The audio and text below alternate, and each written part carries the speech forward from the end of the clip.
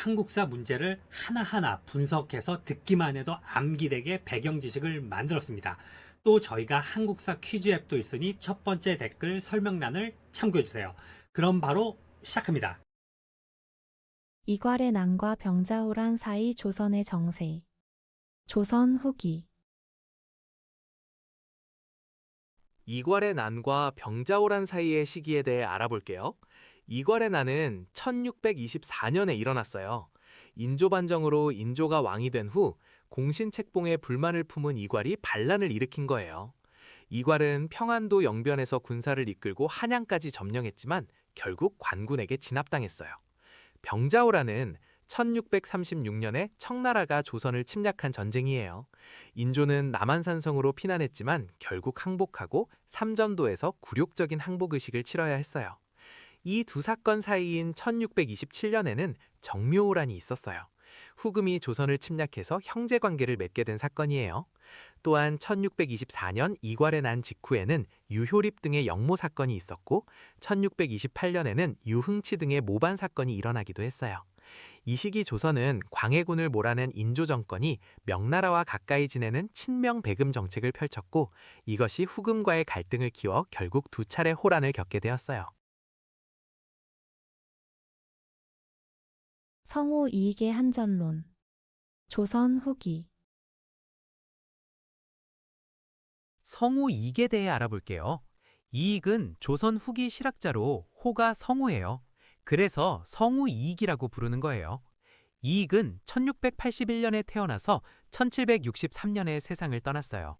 그는 경기도 안산 지역에서 주로 활동했는데 지금도 안산에 성우 기념관이 있어요. 이익은 실학의 중농학파를 대표하는 학자예요. 중농학파란 농업을 중시하고 토지제도 개혁을 주장한 학파를 말해요. 이익의 대표적인 주장이 바로 한전론이에요. 한전론은 한 집안이 가질 수 있는 토지의 상한선을 정해놓자는 주장이에요.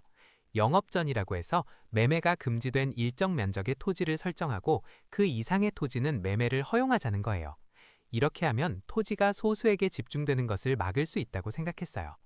이익은 성호사설이라는 백과사전식 저서를 남겼어요. 여기에는 천문, 지리, 역사, 경제 등 다양한 분야의 내용이 담겨 있어요. 또한 과구럭이라는 저서에서는 조선 사회의 6가지 폐단을 지적했는데 이를 육폐라고 해요. 노비제도, 과거제도, 양반문벌, 사치, 승려, 게으름을 문제로 꼽았어요. 이익의 학문은 제자들에게 이어져서 안정복, 정약용 등 훌륭한 실학자들이 배출되었어요. 강화도 조약. 근대 개항기. 조일수 호조규 강화도 조약에 대해 알아볼게요. 1876년 병자년에 조선과 일본 사이에 맺어진 조약이에요. 이 조약의 정식 명칭은 조일수호 조규인데 강화도에서 체결되었기 때문에 강화도 조약이라고도 불러요. 이 조약은 조선이 외국과 맺은 최초의 근대적 조약이에요. 하지만 안타깝게도 불평등 조약이었어요. 조약의 주요 내용을 살펴보면 먼저 부산 외에 2개의 항구를 추가로 열기로 했어요. 그래서 원산과 인천이 차례로 개항하게 되었어요. 또한 일본에게 해안 측량권을 허용했고 일본인이 조선에서 죄를 지어도 일본 법으로 재판받는 치외법권, 즉 영사재판권도 인정해 주었어요. 이런 내용들이 조선에게 불리한 불평등 조약이었던 거예요. 이 조약이 맺어지기 전에는 운요호 사건이 있었어요. 1875년에 일본 군함 운요호가 강화도 초지진 앞바다에서 무력 시위를 했고 이를 빌미로 조선에 개항을 요구했던 거예요. 강화도 조약 이후 조선은 본격적으로 문호를 개방하고 근대화의 길에 들어서게 되었어요. 세종의 업적. 조선 정기. 조선시대 세종에 대해 이야기해 볼게요. 세종은 조선의 4번째 왕이에요. 그런데 원래 세종은 왕이 될 운명이 아니었어요. 세종의 아버지 태종에게는 양녕대군이라는 맏아들이 있었거든요. 양녕대군이 원래 세자였는데 행실이 좋지 않아서 폐위되었어요. 그래서 셋째 아들이었던 충녕대군이 세자가 되었고 그가 바로 세종이에요. 세종은 1418년에 왕위에 올랐어요. 세종은 조선 역사에서 가장 위대한 업적을 남긴 왕으로 손꼽혀요. 가장 유명한 업적은 바로 훈민정음 창제예요. 1443년에 훈민정음을 만들고 1446년에 반포했어요. 백성들이 한자를 몰라서 자기 뜻을 표현하지 못하는 것을 안타깝게 여겨 쉬운 길자를 만든 거예요. 세종은 영토 확장에도 힘썼어요. 북쪽으로는 김종사를 보내 육진을 개척하고 최윤덕을 보내 사군을 설치했어요. 이렇게 해서 압록강과 두만강을 경계로 하는 오늘날의 국경선이 만들어졌어요. 세종 때는 과학기술도 크게 발전했어요. 장영실이 해시계인 앙부일구, 물시계인 자경루를 만들었고 치구기도 발명되었어요. 농사에 도움이 되는 책인 농사직설도 편찬했어요. 또 지편전을 설치해서 학문 연구를 장려했어요. 정말 다방면으로 업적을 남긴 성군이에요.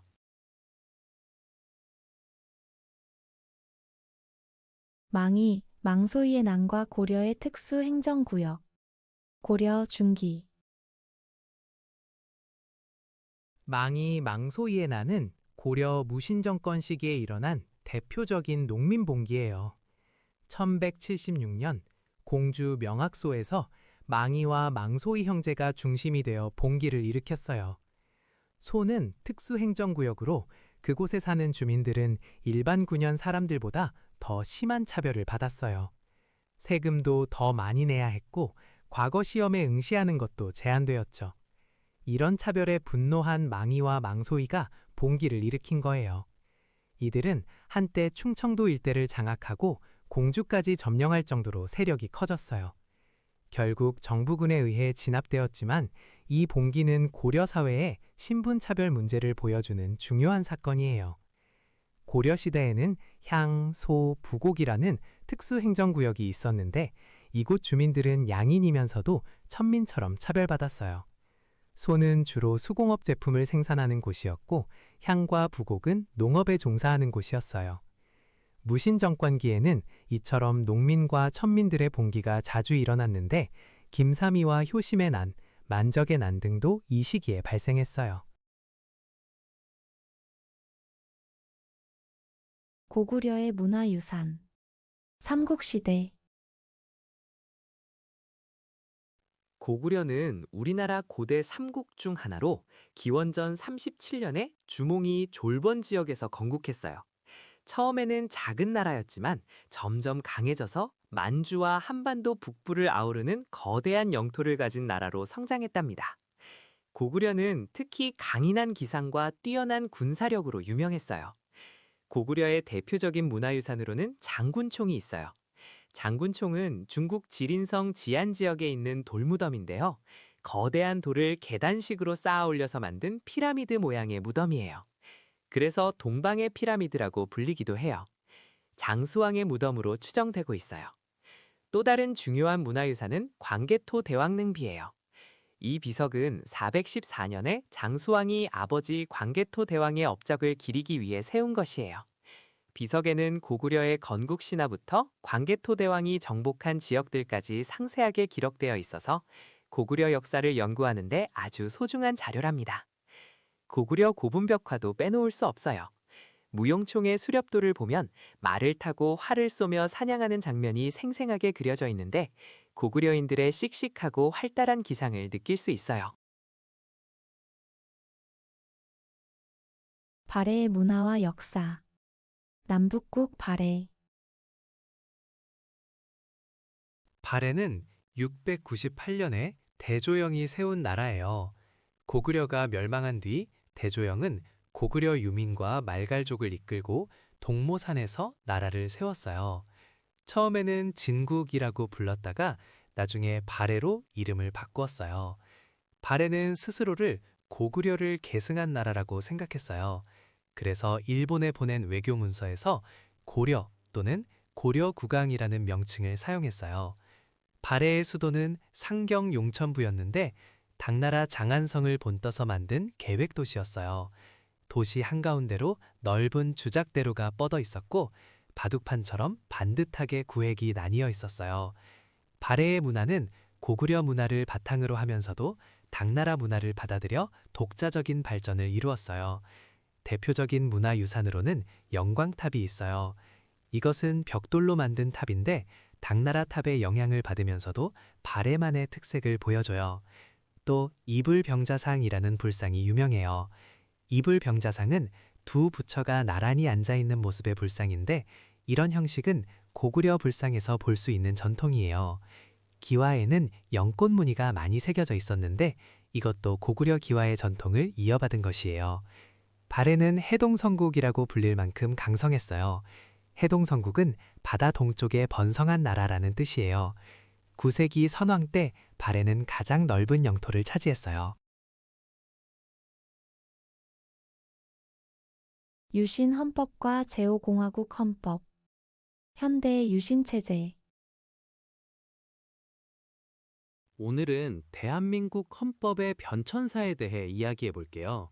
대한민국은 1948년 정부 수립 이후 여러 차례 헌법을 개정했어요. 그 중에서도 유신헌법과 제5공화국 헌법은 권위주의 시대를 대표하는 헌법이에요. 먼저 유신헌법에 대해 알아볼게요. 1972년 박정희 대통령은 10월 유신을 선포하고 새로운 헌법을 만들었어요. 이 헌법에서는 대통령을 국민이 직접 뽑지 않고 통일주체 국민회의라는 기구에서 간접 선거로 선출했어요. 토론도 없이 무기명 투표로 뽑았죠. 대통령 임기는 6년이었고 연임 제한이 없었어요. 또한 대통령에게 국회를 해산할 수 있는 권한까지 주었어요. 이렇게 대통령에게 막강한 권력이 집중된 거예요. 다음으로 제5공화국 헌법을 살펴볼게요. 1980년 전두환 정권이 들어서면서 새 헌법이 만들어졌어요. 이 헌법에서도 대통령은 국민 직접 선거가 아니라 대통령 선거인단에서 간접 선거로 뽑았어요. 제적 선거인 과반수의 찬성을 얻으면 당선되었죠. 대통령 임기는 7년 단임제였어요. 중임은 할 수 없었지만 7년이라는 긴 임기 동안 권력을 행사할 수 있었어요. 이 두 헌법 모두 국민의 직접 선거권을 제한하고 대통령에게 강력한 권한을 부여한 권위주의적 헌법이었어요. 결국 1987년 6월 민주항쟁을 통해 국민들이 직선제 개헌을 요구했고 현재의 헌법이 만들어졌어요. 현행 헌법에서는 대통령을 국민이 직접 선거로 뽑고 임기는 5년 단임이에요. 청산리 대첩. 근대 일제강점기. 청산리 대첩에 대해 이야기해 볼게요. 1920년 10월 만주 지역에서 우리 독립군이 일본군을 상대로 큰 승리를 거둔 전투예요. 이 전투는 김좌진 장군이 이끄는 북로 군정서군이 주도했어요. 청산리는 지금의 중국 지린성 허롱현 일대를 말해요. 당시 일본군은 만주에 있는 독립군 기지를 없애기 위해 대규모 병력을 보냈어요. 하지만 김좌진 장군은 지리를 잘 이용해서 매복 작전을 펼쳤어요. 백운평, 왈루구, 어랑촌, 천수평 등 여러 곳에서 약 6일간 10차례가 넘는 전투가 벌어졌어요. 특히 백운평 전투와 왈루구 전투에서 큰 승리를 거뒀어요. 홍범도 장군이 이끄는 대한독립군도 함께 싸웠어요. 홍범도 장군은 청산리 대첩 직전인 1920년 6월에 봉오동 전투에서도 일본군을 크게 물리친 분이에요. 청산리 대첩에서 독립군은 일본 정규군을 상대로 거둔 가장 빛나는 승리로 기록되어 있어요. 하지만 이 승리 이후 일본은 보복으로 간도 지역 한인들을 무차별 학살했는데 이를 간도 참변 또는 경신 참변이라고 해요. 독립군은 일본의 추격을 피해 러시아 연해주 자유시로 이동하게 되었어요. 만적의 난. 고려 중기. 만적의 난에 대해 알아볼게요. 만적의 난은 고려시대 무신 집권기에 일어난 대표적인 신분 해방운동이에요. 1198년 최충원의 집에서 노비로 일하던 만적이 중심이 되어 일으킨 봉기예요. 만적은 다른 노비들을 모아놓고 이렇게 말했어요. 왕후 장상의 시가 따로 있는 것이 아니다 라고요. 이 말은 왕이나 높은 벼슬아치가 될 수 있는 사람이 태어날 때부터 정해진 게 아니라는 뜻이에요. 누구나 노력하면 높은 자리에 오를 수 있다는 거죠. 만적과 노비들은 개경에서 봉기를 일으켜 천민신분에서 벗어나려고 했어요. 하지만 안타깝게도 거사 직전에 계획이 발각되어 만적은 붙잡혀 처형당했어요. 비록 실패로 끝났지만 만적의 난은 고려시대 노비들의 신분 해방 의지를 보여주는 중요한 사건이에요. 무신 집권기에는 사회가 혼란스러웠는데 이 틈을 타서 천민들이 자신들의 처지를 바꾸려는 움직임이 여러 차례 있었어요. 만적의 난도 그중 하나였답니다. 처용무, 통일신라 조선. 처용무에 대해 알아볼게요. 처용무는 신라 헌강왕 때 처용설화에서 유래한 궁중무용이에요. 처용은 역신을 물리친 인물로 알려져 있어요. 그래서 처용무는 악귀를 쫓고 나쁜 기운을 물리치는 벽사의 의미를 담고 있어요. 원래는 한 명이 추는 춤이었는데 조선시대 세종 때 5명이 추는 오방처용무로 발전했어요. 5명의 무용수가 동서남북과 중앙을 상징하는 청색, 백색, 적색, 흑색, 황색의 5가지 색깔 옷을 입고 춤을 춰요. 모두 사람 얼굴 모양의 가면을 쓰는데 이것이 궁중무용 중에서 유일하게 가면을 쓰고 추는 춤이에요. 처용무는 나라의 안녕과 풍요를 비는 궁중연회에서 주로 공연되었어요. 2009년에 유네스코 인류무형문화유산으로 등재되어 그 가치를 세계적으로 인정받았어요. 유신헌법과 유신체제. 현대 1970년대. 유신헌법에 대해 이야기해 볼게요. 1972년 박정희 대통령은 10월 유신을 선포하고 유신헌법을 만들었어요. 이 헌법은 대통령에게 아주 강력한 권한을 주었어요. 대통령이 국회를 해산할 수 있었고 국회의원의 3분의 1을 직접 뽑을 수 있었어요. 이렇게 뽑힌 국회의원들을 유신정우회라고 불렀어요. 또 긴급조치권이라는 것이 있었는데 대통령이 국민의 자유를 제한하는 명령을 마음대로 내릴 수 있었어요. 유신체제 아래에서는 장발을 단속하는 경찰이 거리에 있었어요. 당시에는 남자들의 긴 머리카락이나 여자들의 짧은 치마를 단속했거든요. 이런 것들이 사회 풍기를 해친다고 생각했기 때문이에요. 유신헌법은 1979년 박정희 대통령이 사망할 때까지 계속되었어요. 이후 민주화운동을 거치면서 유신 시절의 많은 판결들이 재심을 통해 무죄로 바뀌기도 했어요. 신라의 건국과 문화유산. 삼국시대. 신라는 기원전 57년에 박혁거세가 세운 나라예요. 경주 일대에서 시작되었고 처음에는 사로국이라고 불렸어요. 신라는 육부라는 6개의 부족이 모여서 만들어진 나라인데요. 이 육부는 양부, 사량부, 점량부, 본피부, 한기부, 습비부예요. 초기 신라는 박씨, 석씨, 김씨가 번갈아 가며 왕위를 이었어요. 신라는 삼국 중에서 가장 늦게 발전했지만 결국 삼국을 통일하게 되는 나라예요. 신라의 불교 문화유산은 정말 뛰어나요. 경주에 가면 불국사와 석굴암 같은 훌륭한 유적을 볼 수 있어요. 석탑도 유명한데요. 분황사 석탑은 신라 선덕여왕 때 만들어진 탑이에요. 모전석탑이라고 해서 벽돌 모양으로 돌을 깎아서 쌓은 특이한 형태의 탑이에요. 원래는 9층이었다고 전해지는데 지금은 3층만 남아있어요. 신라의 석탑은 주로 화강암을 사용해서 만들었고 불국사 3층 석탑처럼 안정감 있고 균형 잡힌 모습이 특징이에요. 모스크바 삼국 외상회의. 현대 광복 직후. 모스크바 삼국 외상회의에 대해 알아볼게요. 1945년 12월 미국과 영국, 소련의 외무장관들이 소련의 모스크바에 모였어요. 이 회의에서 한반도 문제를 어떻게 처리할지 논의했는데요.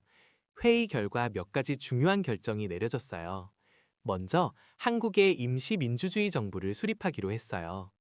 그리고 이 임시정부 수립을 돕기 위해 미소 공동위원회를 설치하기로 결정했어요. 또한 최대 5년간 미국, 영국, 소련, 중국 4개국이 한반도를 신탁 통치하기로 합의했어요. 신탁 통치란 강대국들의 일정 기간 동안 후견인처럼 나라를 관리한다는 뜻이에요. 이 소식이 국내에 전해지자 큰 파장이 일었어요. 처음에는 좌익과 우익 모두 신탁 통치에 반대했는데요. 얼마 후 좌익 진영은 모스크바 삼국 외상회의 결정을 지지하는 쪽으로 입장을 바꿨어요. 반면 우익 진영은 계속해서 신탁통치 반대 운동을 펼쳤어요. 이렇게 찬탁과 반탁으로 나뉘면서 좌우 대립이 더욱 심해졌어요. 이후 미소 공동위원회가 열렸지만 미국과 소련의 의견 차이로 결렬되었고 결국 한반도 문제는 유엔으로 넘어가게 되었어요. 송시열과 19세기 주요 인물. 조선 후기. 19세기에는 정말 다양한 인물들이 활동했어요. 오늘은 그 중에서도 송시열이라는 인물에 대해 이야기해 볼게요. 송시열은 사실 19세기가 아니라 17세기에 활동한 인물이에요. 그는 조선 후기 효종, 현종, 숙종 때 활동한 대표적인 유학자이자 정치가였어요. 송시열은 노론의 영수로 불리며 서인 세력을 이끌었고 주자학의 대가로 존경받았어요. 효종과 함께 북벌론을 주장하기도 했지요. 그는 1607년에 태어나서 1689년에 사약을 받고 세상을 떠났어요. 그러니까 송시열은 19세기 인물이 아니라 17세기 인물인 거예요. 반면에 19세기에 활동한 인물들을 살펴보면 최재훈은 1860년에 동학을 창시한 분이에요. 김정희는 금석학의 대가이자 추사체로 유명한 서예가였고 세한도를 그린 화가이기도 해요. 홍경래는 1811년에 평안도에서 농민봉기를 일으킨 지도자예요. 당시 평안도 지역에 대한 차별에 저항해서 난을 일으켰지요. 임상옥은 의주 출신의 거상으로 인삼무역을 통해 큰 부를 축적한 상인이에요. 이렇게 각 시대의 인물들이 언제 활동했는지 구분하는 것이 중요해요. 종묘와 유네스코 세계문화유산. 조선. 종묘는 조선시대 역대 왕과 왕비의 신주를 모시고 제사를 지내는 사당이에요. 조선을 건국한 태조 이성계가 한양의 도읍을 정하면서 경복궁과 함께 가장 먼저 지은 건물 중 하나입니다. 유교 국가인 조선에서 조상에 대한 제사는 정말 중요했거든요. 종묘에서는 매년 정기적으로 제사를 지냈는데 이를 종묘제례라고 해요. 제사를 지낼 때 연주하는 음악과 춤을 종묘제례악이라고 하는데 이 음악과 의식은 지금까지도 이어지고 있어요. 종묘는 1995년에 유네스코 세계문화유산으로 등재되었어요. 건물이 아주 길게 이어져 있는 것이 특징인데 역대 왕들의 신주를 모시다 보니 점점 건물을 늘려나갔기 때문이에요. 종묘제례악은 2001년에 유네스코 인류 무형문화유산으로도 등재되어서 종묘는 유형과 무형문화유산을 함께 간직한 소중한 장소입니다. 최치원과 골품제. 통일신라.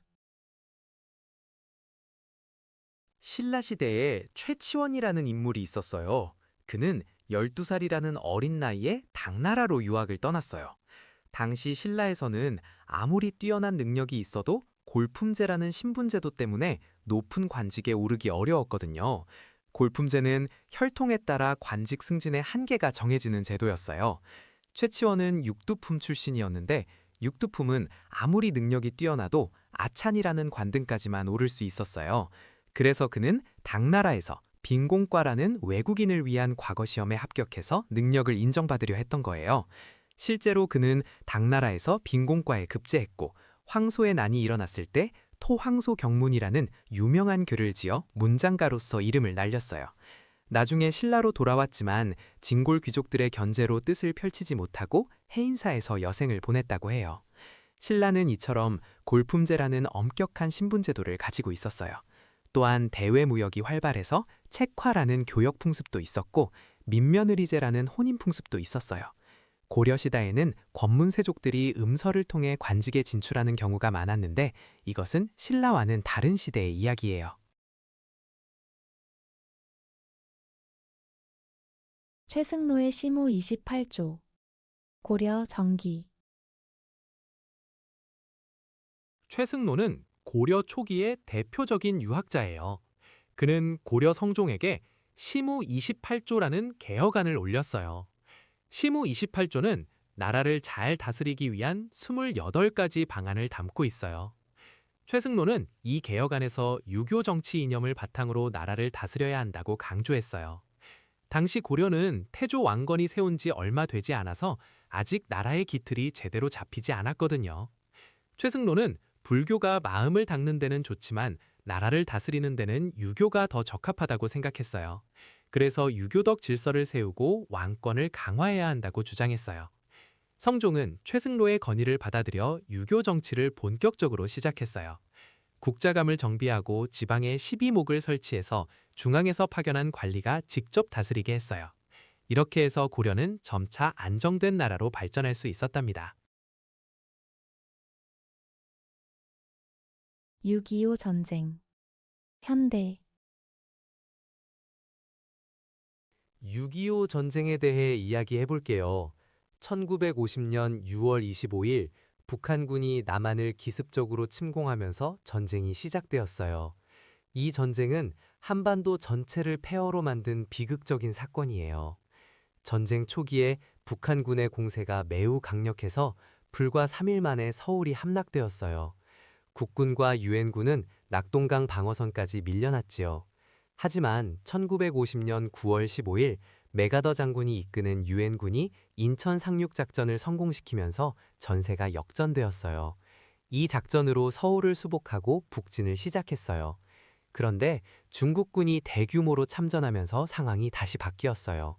중국군의 인해 전술에 밀려 국군과 유엔군은 후퇴할 수밖에 없었고 1951년 1월에는 서울을 다시 빼앗기게 되었어요. 이것을 일사후퇴라고 불러요.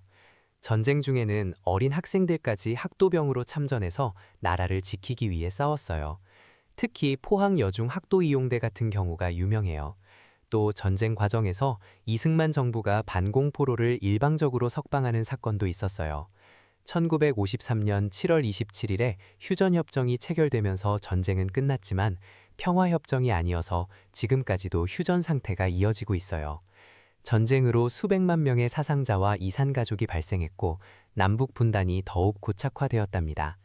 참고로 김구와 김규식이 북한의 남북협상을 제의한 것은 1948년의 일로 6.25 전쟁이 일어나기 전의 사건이에요. 북학파 실학자 박제가와 홍대용. 조선 후기. 조선 후기에는 실학이라는 새로운 학문이 발전했어요. 실학은 실제 생활에 도움이 되는 학문을 연구하자는 움직임이에요.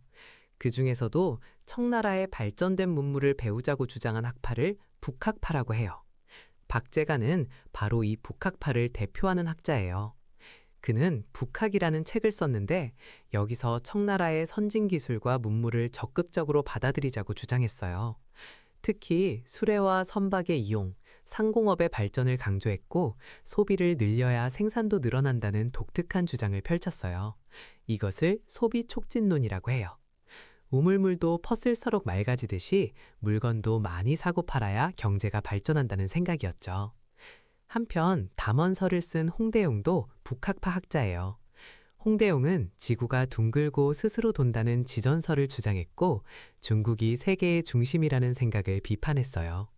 그는 직접 청나라에 가서 선진 문물을 경험하고 돌아왔어요. 북학파 학자들은 청나라를 오랑캐로 보지 않고 배울 점이 많은 나라로 여겼다는 공통점이 있어요. 대한제국과 대한민국 임시정부의 정치체제 변화. 대한제국 일제강점기. 대한제국에서 대한민국으로 이어지는 역사의 흐름을 살펴볼게요. 먼저 대한민국 국제는 1899년에 반포되었어요. 고종 황제가 대한제국을 선포한 후 황제권을 강화하기 위해 만든 일종의 헌법이에요. 여기에는 대한제국이 전제군주국이라는 점, 황제가 무한한 권력을 가진다는 내용이 담겨 있었어요. 그런데 1910년 일제의 나라를 빼앗기면서 대한제국은 역사 속으로 사라지게 되었어요. 이후 독립운동가들은 나라를 되찾기 위해 힘을 모았고 1917년에는 대동단결 선언이 발표되었어요. 이 선언에서는 아주 중요한 주장이 담겨 있는데요. 바로 순종 황제가 주권을 포기한 1910년 8월 29일을 황제권이 소멸하고 민권이 발생한 날로 보자는 거예요. 즉 주권이 황제에서 국민에게로 넘어갔다고 선언한 거죠. 이것은 대한민국 임시정부 수립의 사상적 기반이 되었어요. 그리고 1919년 3.1운동 이후 대한민국 임시정부가 수립되었고 그해 대한민국 임시헌장이 공포되었어요. 여기에는 대한민국의 주권은 국민에게 있고 모든 권력은 국민으로부터 나온다는 민주공화제의 원칙이 담겨 있었어요.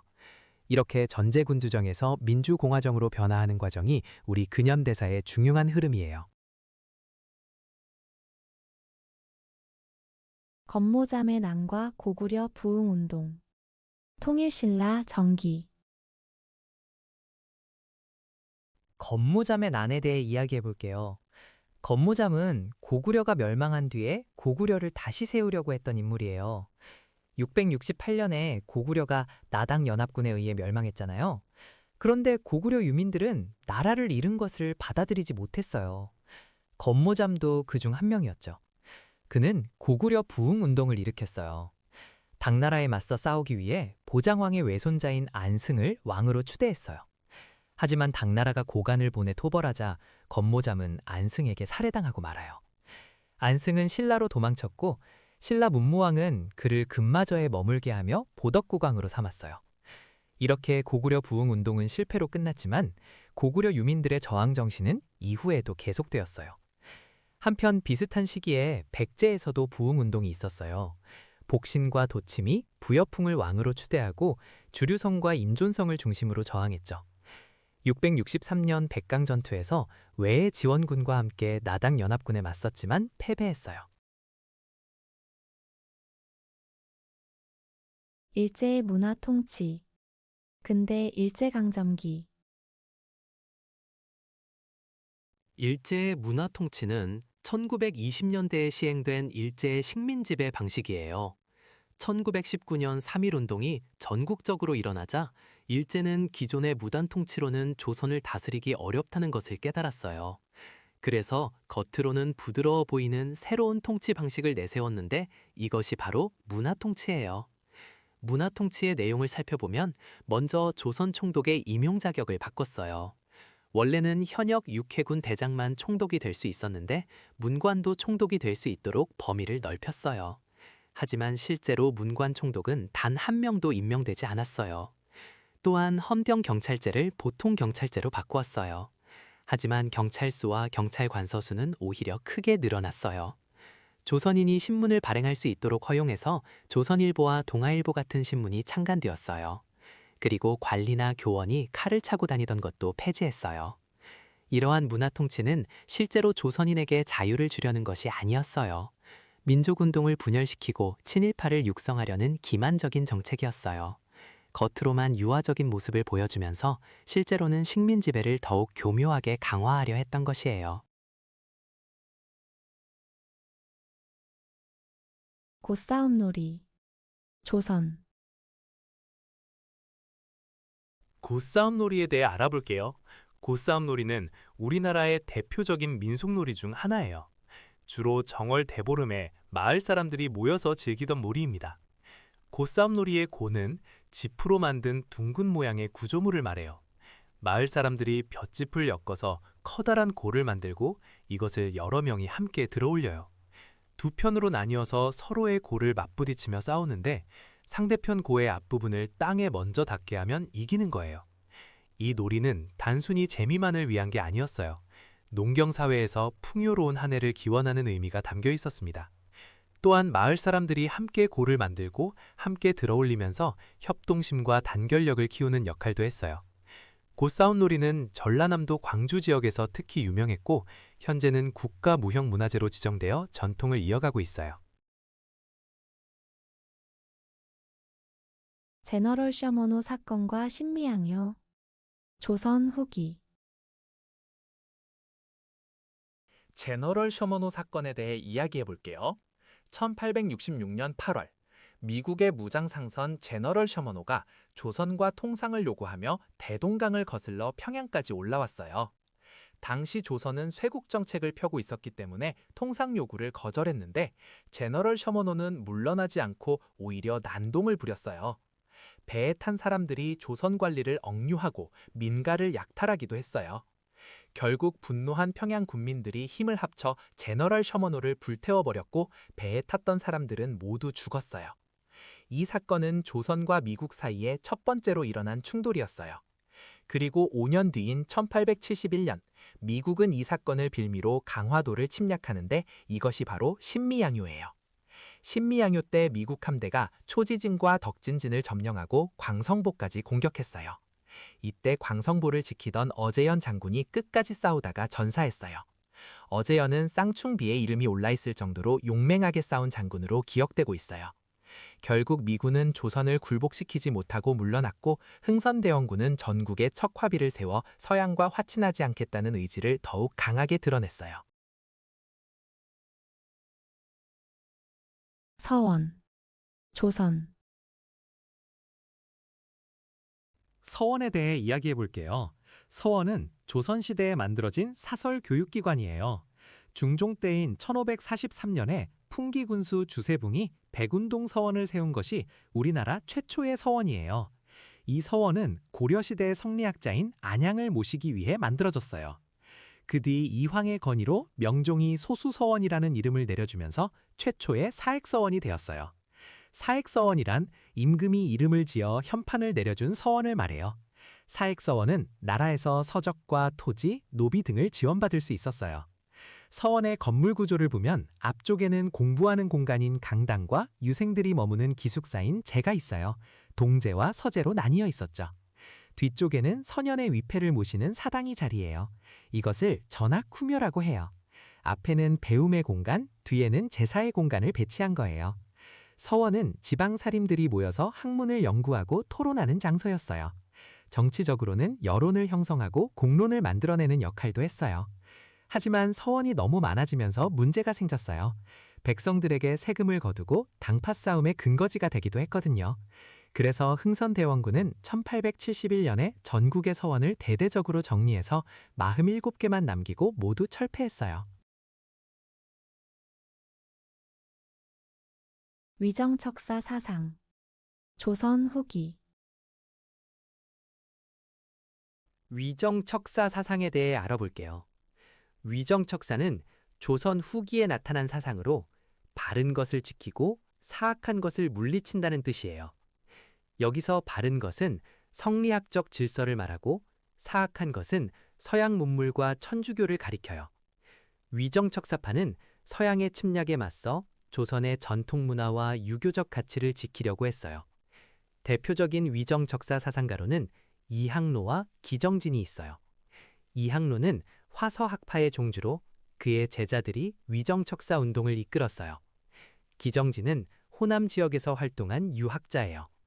위정척사파는 양적, 즉 서양 오랑캐와의 교류를 강하게 반대했어요.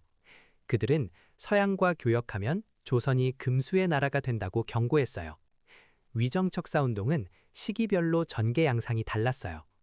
1860년대에는 통상 반대 운동이 중심이었고 1870년대에는 외양일체론을 주장하며 일본과의 수교도 반대했어요.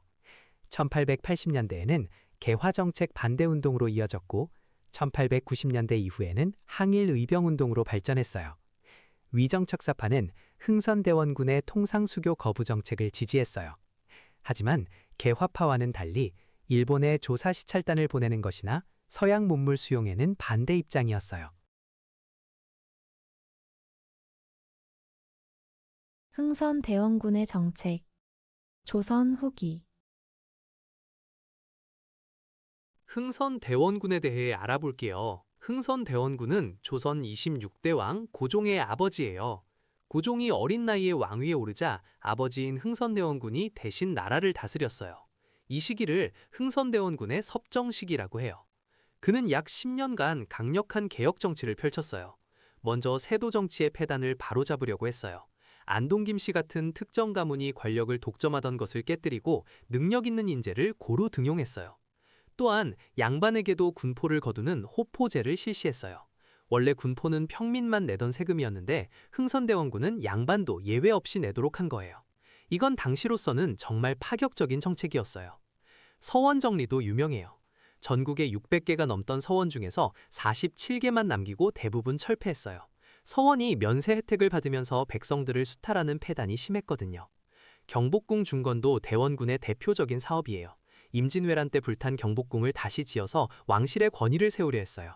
하지만 공사 비용을 마련하기 위해 당백전을 발행하고 원납전을 거두면서 백성들의 원망을 사기도 했어요. 대외적으로는 통상수교 거부 정책을 폈어요. 프랑스와 미국 함대가 쳐들어왔을 때 물리치고 전국에 척화비를 세워 외국과의 교류를 거부하겠다는 뜻을 분명히 했어요. 유신 체제와 박정희 정부. 현대의 유신 시대.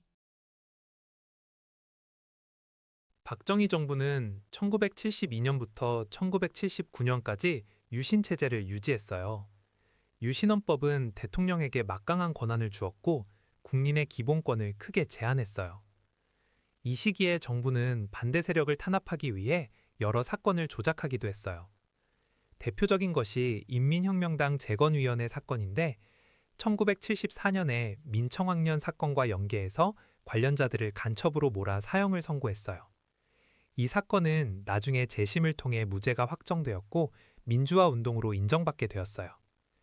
유신 시대에는 긴급 조치가 여러 차례 발동되어 헌법에 대한 비판조차 금지되었어요. 장발 단속이나 미니스커트 단속 같은 사생활 통제도 이 시기의 특징이에요.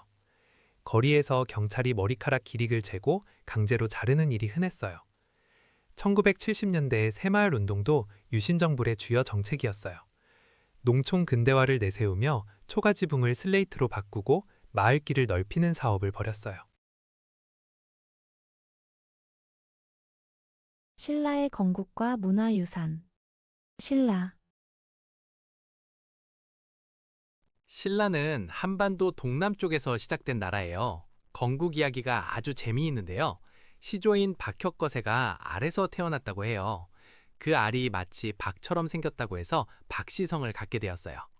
혁거세라는 이름은 세상을 밝게 다스린다는 뜻이에요. 신라 사람들은 그를 하늘에서 내려온 신성한 존재라고 여겨서 첫 번째 임금으로 모셨어요. 신라는 기원전 57년에 건국되어 삼국 중 가장 먼저 세워졌어요. 수도는 경주였고 1000년 가까이 이어진 왕조예요. 신라의 대표적인 문화유산으로는 첨성대가 있어요. 첨성대는 선덕 여왕 때 만들어진 천문 관측대로 동양에서 가장 오래된 천문대 중 하나예요. 경주에 가면 지금도 볼 수 있어요. 돌을 쌓아 올린 벽 모양의 독특한 구조물이에요. 또한 불국사와 석굴암도 신라의 뛰어난 불교 문화를 보여주는 유산이에요. 신라 고분에서는 금관이 많이 출토되었는데 화려한 금세공 기술을 자랑해요. 신라는 삼국 통일 이후 찬란한 문화를 꽃피웠어요.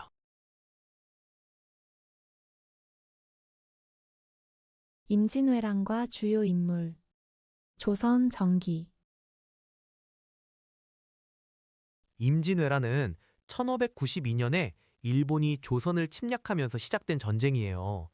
당시 일본을 통일한 도요토미 히데요시가 명나라를 치겠다는 명분으로 조선에 길을 빌려달라고 요구했는데 조선이 이를 거부하자 대규모 군대를 보내 침략한 거예요.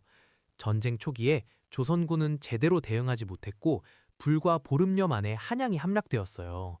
선조는 의주까지 피난을 가야 했죠. 하지만 곳곳에서 의병들이 일어났고 바다에서는 이순신 장군이 이끄는 수군이 연전연승했어요. 이순신은 한산도 대첩에서 하객진 전법을 펼쳐 왜군을 크게 물리쳤어요. 또한 유성룡은 영의정으로서 전시 행정을 총괄하며 군량미 조달과 군사 동원에 힘썼어요. 사명대사 유정은 승병을 이끌고 여러 전투에서 활약했고 후에 일본과의 강화 협상에도 참여했어요. 곽재우는 붉은 옷을 입고 싸워 홍위 장군으로 불렸으며 의령에서 의병을 일으켜 경상도 지역에서 왜군과 맞서 싸웠어요. 김시민 장군은 진주성 전투에서 3천여 명의 군사로 2만이 넘는 왜군을 물리쳤어요. 이것이 제1차 진주성 전투인데 비록 김시민 장군은 전투 중 부상을 입고 순국했지만 조선군의 큰 승리였어요. 한편 신립 장군은 임진왜란 초기에 충주 탕금대에서 배수진을 치고 왜군과 싸웠어요. 배수진이란 강을 등지고 진을 쳐서 물러날 곳 없이 결사적으로 싸우겠다는 전법이에요. 그런데 이 전투는 임진왜란 때 있었던 일이 맞아요. 반면 을지문덕 장군은 고구려 시대의 인물이에요. 을지문덕은 612년 수나라 양제가 고구려를 침략했을 때 살수에서 수나라 군대를 크게 물리쳤어요. 이것이 바로 살수대첩이에요. 따라서 을지문덕의 살수대첩은 임진왜란이 아니라 고구려와 수나라의 전쟁 때 일어난 일이에요. 토지조사 사업 일제강점기 전기 토지 조사 사업에 대해 알아볼게요. 토지 조사 사업은 일제가 1910년대에 실시한 대표적인 식민지 수탈 정책이에요.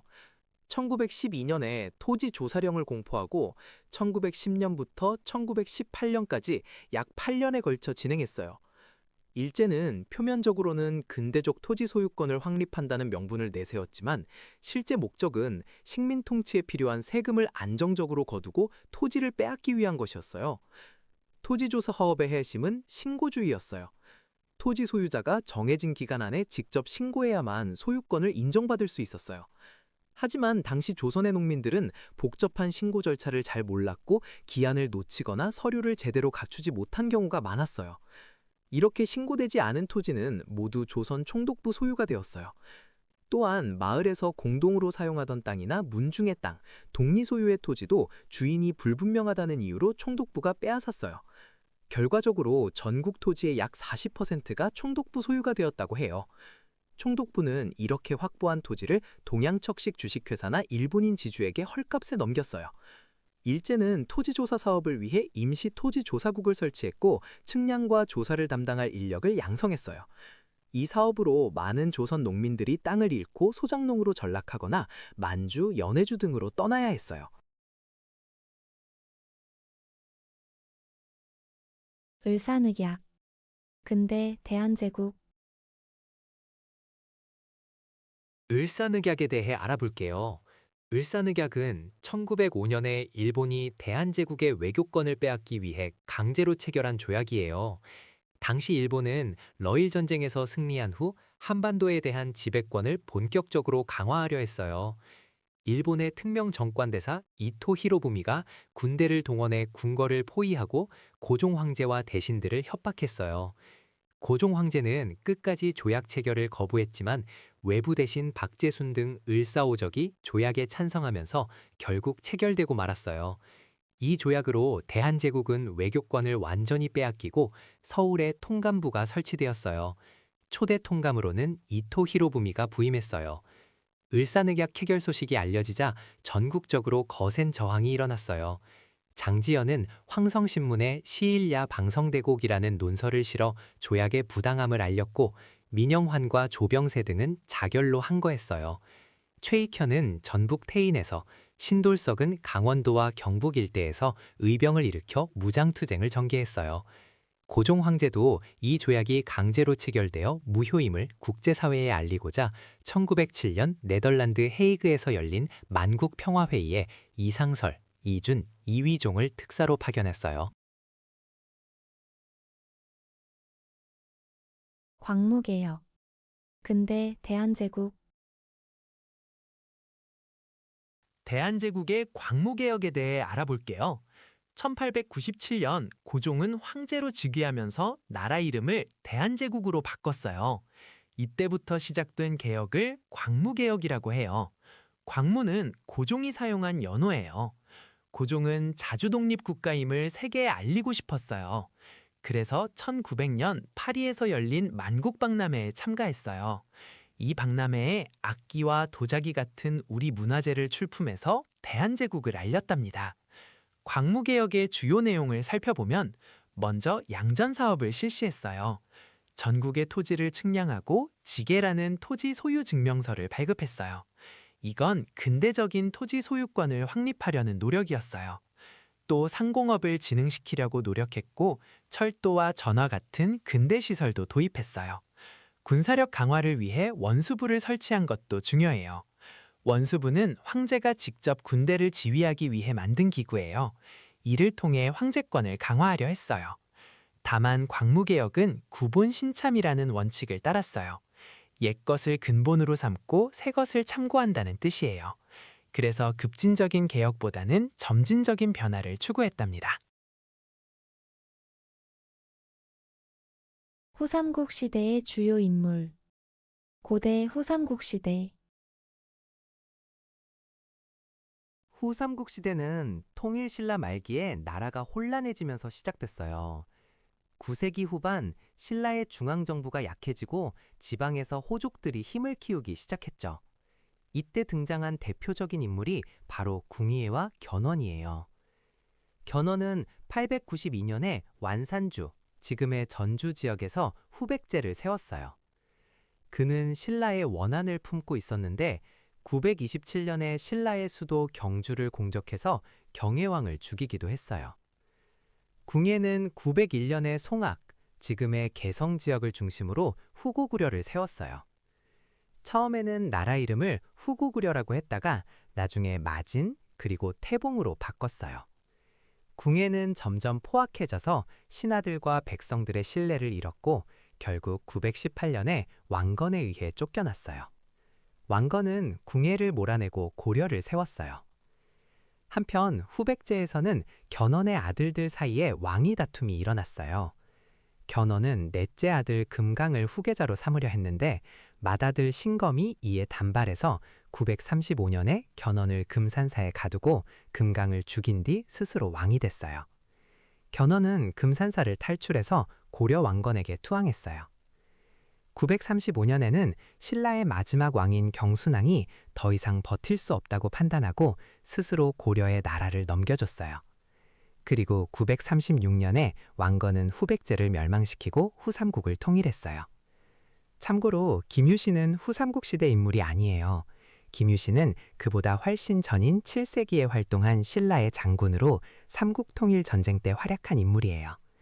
황산벌 전투는 660년에 신라가 백제를 공격할 때 벌어진 전투인데 이때 백제의 계백 장군이 결사대를 이끌고 맞서 싸웠어요. 김유신은 이 전투에서 신라군을 지휘했죠. 한국의 지역별 불교 문화유산. 삼국시대 통일신라 고려. 한국의 대표적인 불교 문화유산들에 대해 알아볼게요. 먼저 충청남도 논산에는 관촉사 석조 미륵보살 입상이 있어요. 이 불상은 관촉사에 있는 거대한 석불인데 고려시대에 만들어졌어요. 높이가 무려 18m나 되어서 우리나라에서 가장 큰 석불 중 하나예요. 머리에 쓴 보개가 특이하게 네모난 판 모양이에요. 다음으로 서산에는 서산 마해열의 삼존상이 있어요. 이 불상은 백제시대의 바위에 새긴 마해불로 백제의 미소라고 불릴 만큼 온화하고 따뜻한 미소를 짓고 있어요.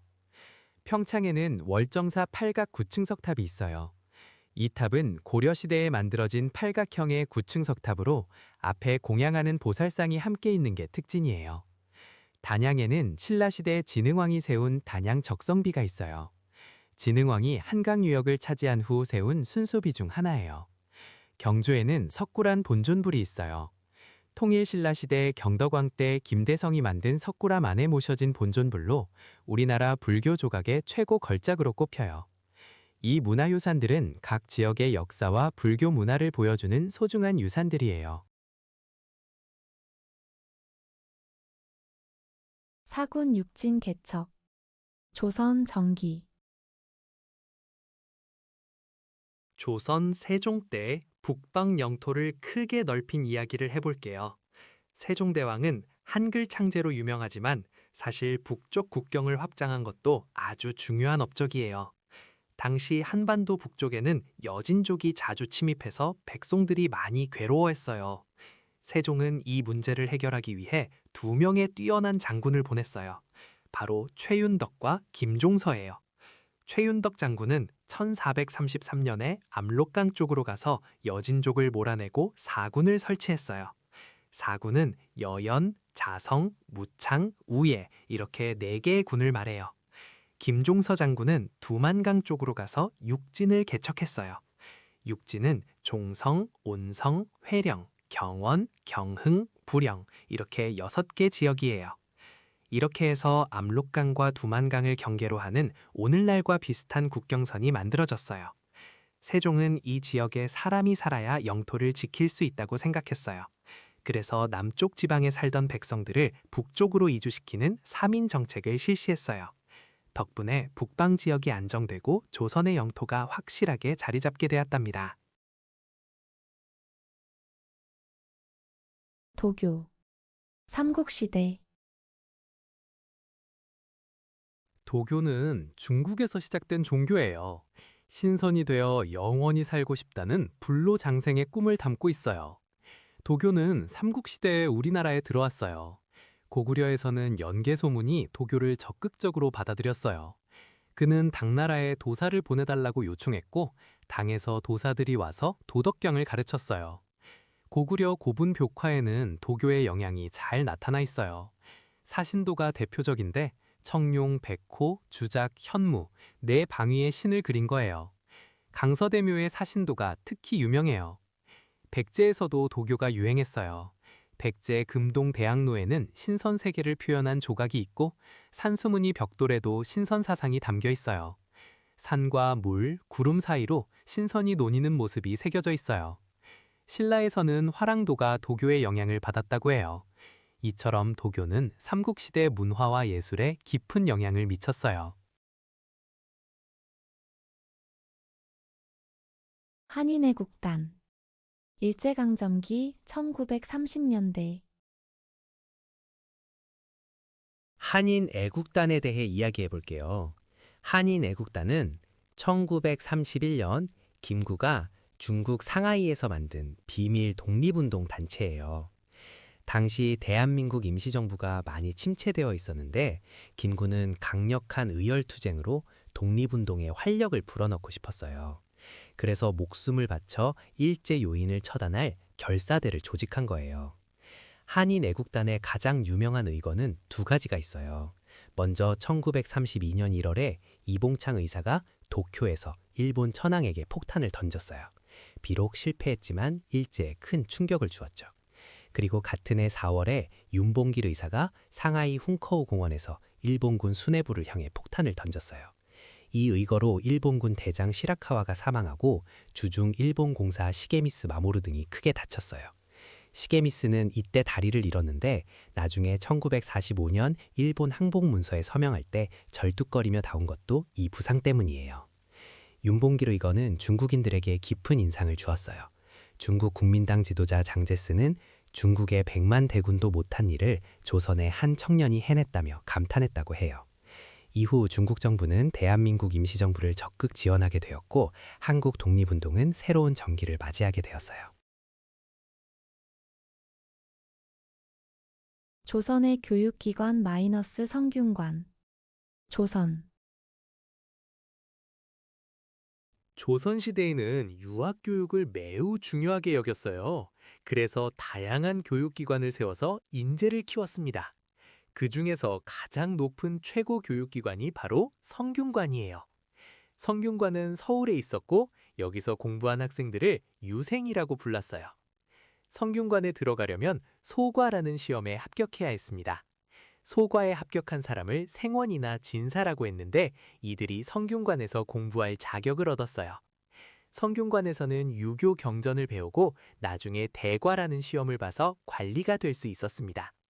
성균관은 고려시대의 국자감을 이어받은 기관이에요. 고려 때는 국자감이 최고 교육기관이었고 조선에 와서 성균관으로 이름이 바뀌었습니다.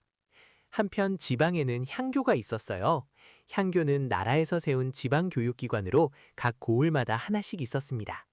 서원은 조선 중기부터 생긴 사립교육기관이에요. 서원은 학문을 가르치기도 하고 훌륭한 유학자를 기리는 제사도 함께 지냈습니다. 서당은 마을에서 어린 아이들에게 기초적인 글 공부를 가르치던 곳이에요. 1960년대 경제개발. 현대 박정희 정부. 1960년대 한국 경제에 대해 이야기해 볼게요. 1962년부터 박정희 정부는 경제개발 5개년 계획을 시작했어요. 이 시기 한국은 수출 주도형 경제 성장 전략을 추진했는데요.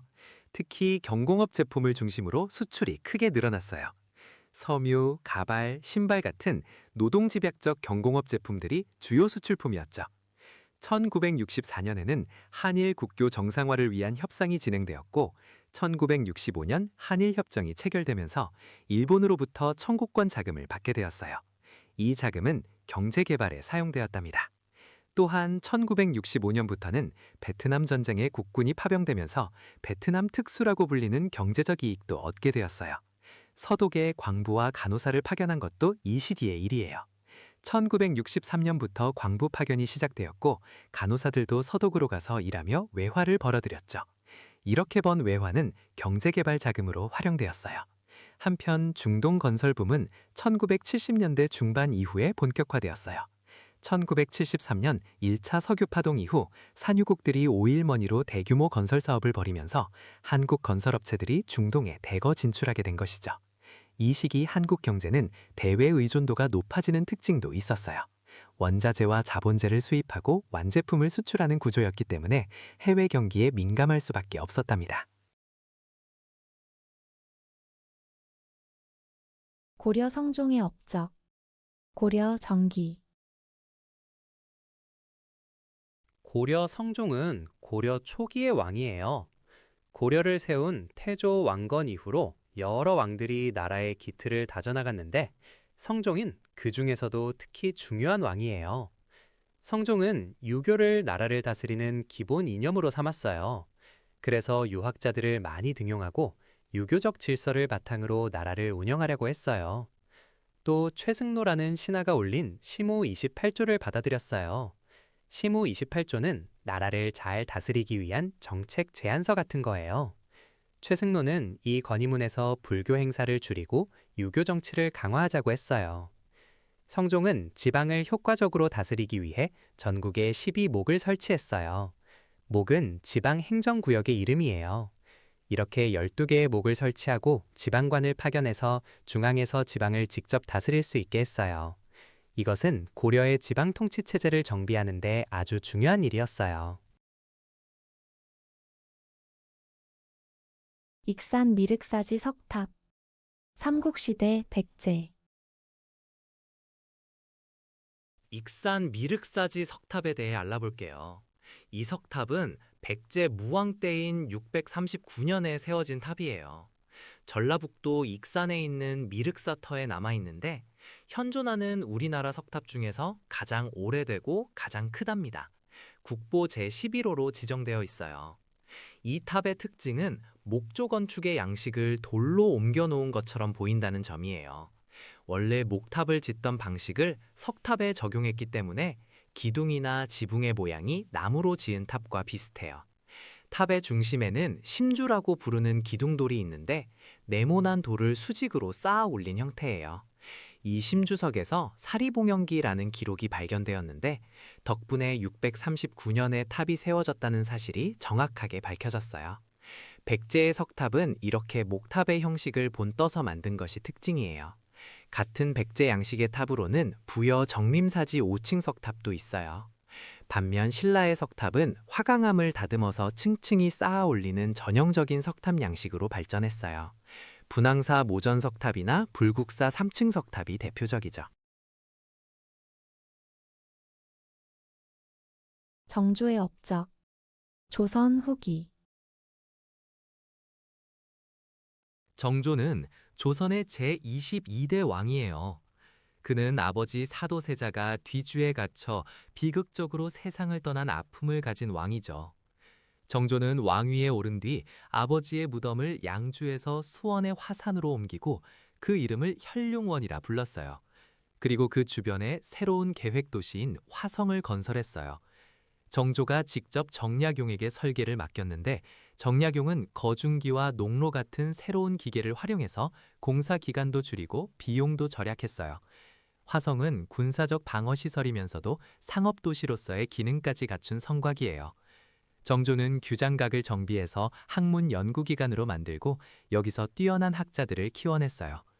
초기 문신제라는 제도를 만들어서 젊고 유능한 관리들을 재교육시키기도 했죠. 또한 장용영이라는 왕의 친위 부대를 설치해서 왕권을 강화했어요. 정조는 신하들의 당파를 가리지 않고 능력에 따라 인재를 등용하는 탕평책을 펼쳤어요. 그래서 노론, 소론, 남인 등 다양한 당파의 인물들이 함께 일할 수 있었죠. 정조 시대에는 실학이 크게 발전했고 정약용, 박지원, 박제가 같은 학자들이 활발하게 활동했어요. 정조와 그의 아버지 사도세자가 묻힌 곳이 바로 육능과 건능인데 육능은 사도세자의 무덤이고 건능은 정조의 무덤이에요. 조선혁명군 일제강점기 1930년대 조선혁명군은 1929년에 남만주 지역에서 조직된 항일 무장 독립운동 단체예요. 이 단체는 양세봉 장군이 이끌었는데 양세봉은 정말 용감한 독립운동가였어요. 조선혁명군은 중국 의용군과 손을 잡고 한중연합작전을 펼쳤어요. 1932년에는 영능가 전투에서 일본군을 크게 물리쳤고 1933년에는 흥경성 전투에서도 승리를 거뒀어요. 특히 흥경성 전투는 조선혁명군이 흥경성에서 일본군을 격퇴한 중요한 전투예요. 이렇게 조선혁명군은 1930년대 초반 남만주 지역에서 활발하게 항일 무장투쟁을 전개했어요. 비슷한 시기에 북만주에서는 지청천이 이끄는 한국 독립군이 활동했는데 한국 독립군은 쌍성보 전투, 대전자령 전투 등에서 큰 전과를 올렸어요. 이처럼 1930년대 만주 지역에서는 여러 독립군 부대들이 중국군과 연합하여 항일 투쟁을 벌였답니다. 발해의 대외 교류와 교통로 남북국 시대 발해에 대해 알아볼게요. 발해는 698년에 대조영이 세운 나라예요. 고구려가 멸망한 뒤 고구려 유민과 말갈족이 함께 세운 나라입니다. 발해는 해동성국이라고 불릴 만큼 강성했어요. 해동성국은 바다 동쪽에 번성한 나라라는 뜻이에요. 발해는 담, 신라, 일본, 거란 등 여러 나라와 활발하게 교류했어요. 특히 당으로 가는 길은 조공도, 영주도라 불렀고 신라로 가는 길은 신라도, 일본으로 가는 길은 일본도라고 했어요. 발해의 문화는 고구려의 전통을 이어받으면서도 당의 문화를 받아들였어요. 대표적인 유적으로는 정해공주 무덤과 정효공주 무덤이 있어요. 정해공주 무덤은 굴식 돌방 무덤으로 고구려 영식을 계승했고 정효공주 무덤은 벽돌 무덤으로 당의 영향을 보여줘요. 이처럼 발해는 고구려와 당의 문화를 모두 수용했어요. 또한 상경성의 구조는 당의 장안성을 본떠서 만들었어요. 발해는 중앙관제로 삼성육부를 두었는데 당의 제도를 받아들이면서도 명칭은 독자적으로 사용했어요. 예를 들어 정당성, 선조성, 중대성이라는 이름을 썼어요. 발해는 926년에 거란의 침입으로 멸망했어요.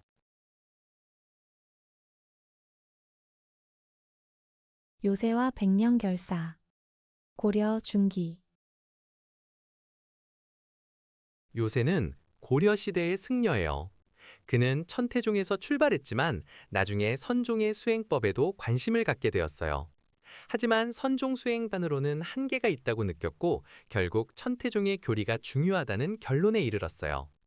요새는 강진 만덕사에서 백년결사를 만들었어요. 백년결사는 참회와 정토신앙을 강조하는 신앙운동이었어요. 당시 고려 사회가 무신집권기를 거치면서 혼란스러웠는데 요새는 자신의 잘못을 반성하고 참회하는 수행을 중시했어요. 그래서 법화신앙을 바탕으로 자신의 행동을 돌아보는 참회 수행을 강조했어요. 비슷한 시기에 진울이라는 승려는 송광사에서 수선사 결사를 이끌었어요. 진울은 정해쌍수를 주장했는데 이것은 선정과 지혜를 함께 닦아야 한다는 뜻이에요. 또 도노점수를 강조했어요. 도노는 단번에 깨닫는다는 것이고 점수는 점차 수행해 나간다는 뜻이에요. 즉, 먼저 깨달음을 얻고 그 후에 꾸준히 수행한다는 것이죠.